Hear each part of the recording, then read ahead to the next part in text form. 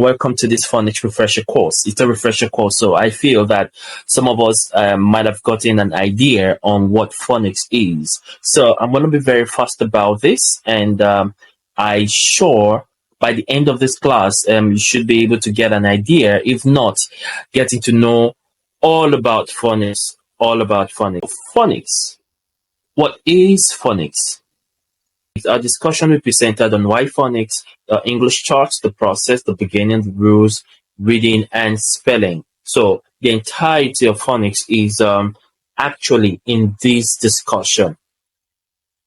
Now, from my definition, I said phonics is the method of teaching beginners to read and pronounce words by learning the phonetic value of letters, letter groups, and especially syllables. So let me break it down for understanding. Now, phonics, firstly, is a method of teaching beginners. So that means an adult can be a beginner, a teenager can be a beginner, a youth can be a beginner, an adolescent can be a beginner.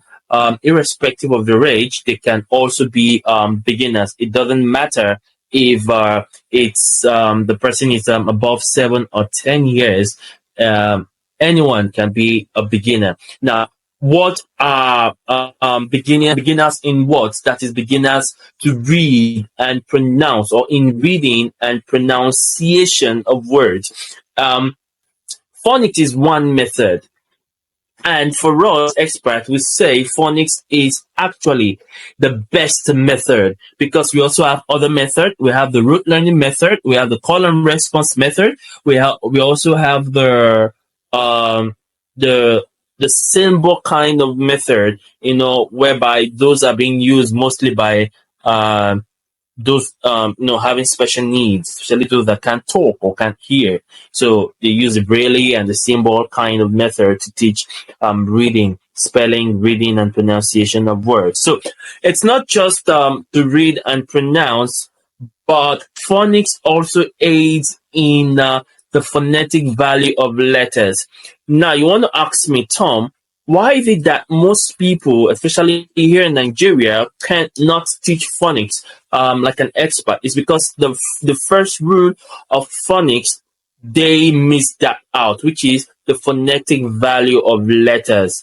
The phonetic value of letters. And even those people that assumed that they studied English language or linguistic in the university, if you ask most of them, they can't actually give you the breakdown of the phonetic value of letters. Here, the number of sounds we have and how, to say them. But the first thing you must learn as a phonics expert, and you want to be able to teach children efficiently, is you must understand the phonetic value of letters. You must understand that 2 letters can give you 1 sound, 3 letters can give you 2 sounds, 3 letters can also give you 1 sound, 4 letters can give you 1 sound. Letters like AUGA, AUGH can give you the sound R, okay? And OUGH can give you the sound of O, okay? It can give you the sound of O. AUGH actually have 2 sounds in those 4 letters. So that is why it's expedient that you must, the first rule of phonics, becoming an expert, is you must understand and know the phonetic value of letters. That's number 1. Number 2, letter groups. Letter groups. You also must understand letter groups. Now, if you're able to understand these 2, then you can be able to manipulate, you can be able to recognize anything that has to do with spelling and reading. So, another thing again you need to understand is syllables. You also need to understand syllables because there are words that do not. People tend to pronounce them with like more than 1 syllable or 2 syllables. A word like Wednesday. Now, when you look at Wednesday, people will say it's 3 syllables, whereas that word has 2 syllables. Restaurant, 2 syllables. So that is why you must also invest in learning syllabification of words. So let's move on. Many stop at the 25 letter sound, but the goal of phonics is to enable beginning readers to decode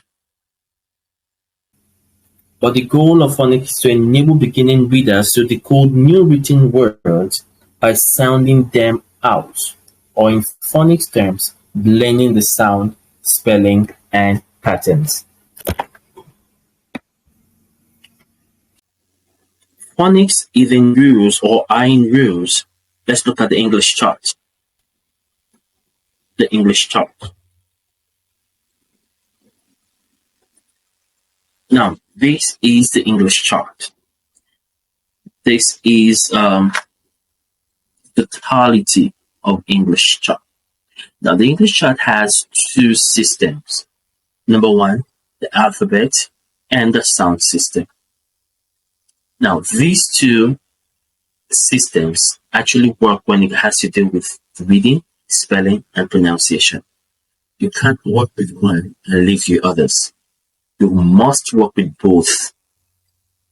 If you learned only the alphabet, then you're going to be having challenges with the sound system. If you learned the sound system, you would have challenge with the alphabet system. So the both systems must work together. And I usually tell my students that we have one alphabet. One alphabet. One alphabet. Alphabet is a set of letters. Okay, so in that one alphabet, we have 26 letters. 26 letters. Now, those letters are divided into two. And they have 5 vowel sounds and 21 consonants. Basically, these letters are only used for writing. Yes, letters of the English alphabet do not aid in pronunciation of words. I'm going to take that again. Letters of the English alphabet do not aid in pronunciation of words. Now, when you look at letters and you think you can actually pronounce those letters, you are wrong, because they were not there, or they are not there to be pronounced the way it's written. They are there to just give a guide or give an aid to pronunciation. So many of us, we grew up learning only this system of English language, which is the alphabet. That's why most of us are having issues with the English sounds. Most of us are having issues learning pronunciation. Most of us are having issues learning how to teach students or pupils how to read. By the time you're able to understand the alphabet system and the sound system, and you bring both together, trust me, you will be the perfect English tutor. So, I'm done with the alphabet system. We all know the alphabet system, the A, the B, the C, the D, the E, the F. Yeah. Nevertheless, like I said, it's basically used for writing. But there are part of the letters that I'm going to tell you in the course of this, that it can also aid in the sound system. So let's move on to the sound system. Everything we say, everything I am saying, all the jargons, all the words we say in English language are summed up into 44 sounds. So all of this grammar, all of this Englishes, if there's a word like that. Oh yeah, there is. Now, in sounds coming together, there are just 44 of them. And the same features we have in the alphabet system, the same feature we are having in the sound system, which are 40 vowels and consonants. I would love feedback, so kindly drop in the group, just text, say something, let me know you can hear me and I'm still in tune with you. So 20 vowel sounds and 24 consonant sounds. Listen, both systems have the same features, which are vowels and consonant. Vowels and consonant. But do not forget that one is a vowel, one system is in letters, while the other system isn't sound. So when I ask you, how many vowel sounds do we have?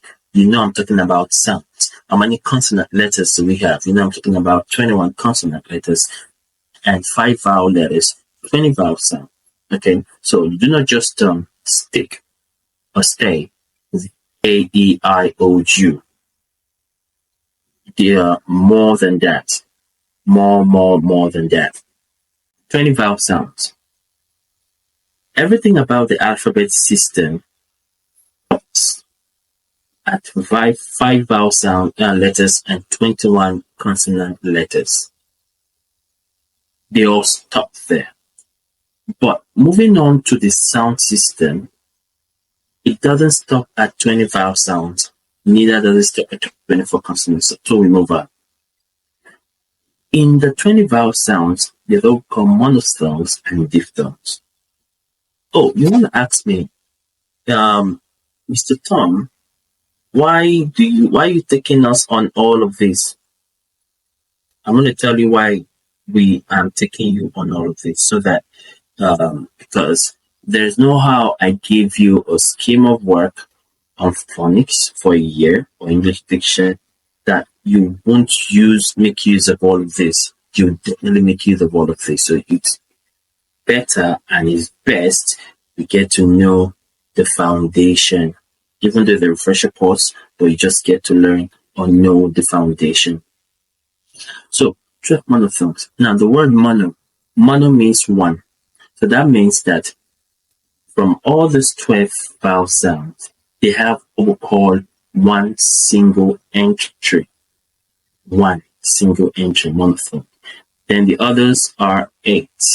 And the 8 are called diphthongs. That means they have 2 dual, personalities.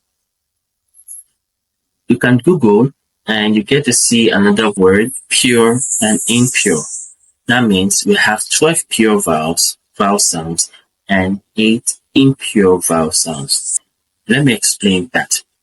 Now, the 12 monophthongs, to me, personally, I am the one deviating, I am the one adding my own. Why are they called pure? They are called pure because they are the original sounds. They are the original sounds. So the diphthongs are a combination of 2 monophthongs before we get to have the diphthongs. Okay? Then, still under the monophthongs, which are 12 of them, and like I said, they are pure vowel sounds. We have 5 short sounds and 7 long sounds. 5 short sounds and 7 long sounds. Okay? But don't forget, they are original sounds. They are original sounds. So, moving on to the consonants. Moving on to the consonant. Very much right. Okay. Okay. Now, the consonants are not like the vowels. All vowel sounds are voiced. What do we mean by voiced? Voiced means that there's a form of vibration and there is a blockage or a kind of a distraction in the air when pronouncing the vowel sounds. Okay. Now, E, they are the bloodline of words or English sounds. Yeah, without a vowel sound, you can't have any English word. Every English word must have a vowel sound. And in fact, syllabification comes with vowel sound. If you want to know the number of words or syllables in a word, first of all counts the vowel sound. When you have 5 vowel sounds in that word, definitely you have 5 syllables. If you have 2 vowel sounds, then you have 2 syllables. So that's how powerful the vowel sounds are. In fact, again, please forgive me, I say in fact a lot. The vowel sounds actually are what give the English word its root.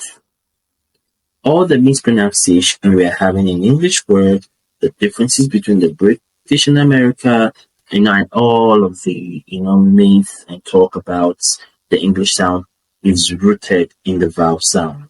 Rooted in the vowel sound. So that's how powerful the vowel sounds are. Okay, so the consonant. The consonant are not like the vowel sounds. Like I said, all vowel sounds are vowels. That can be said for the consonant.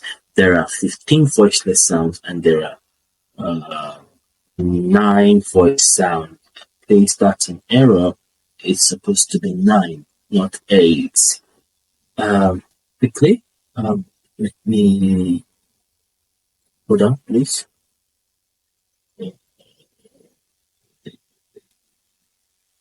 I need to correct that. Okay, good.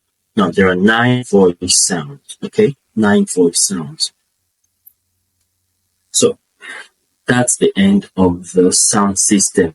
So in all of the entirety of the sound system, this system is basically used for pronunciation. So can you see? Alphabet system is for writing and spelling.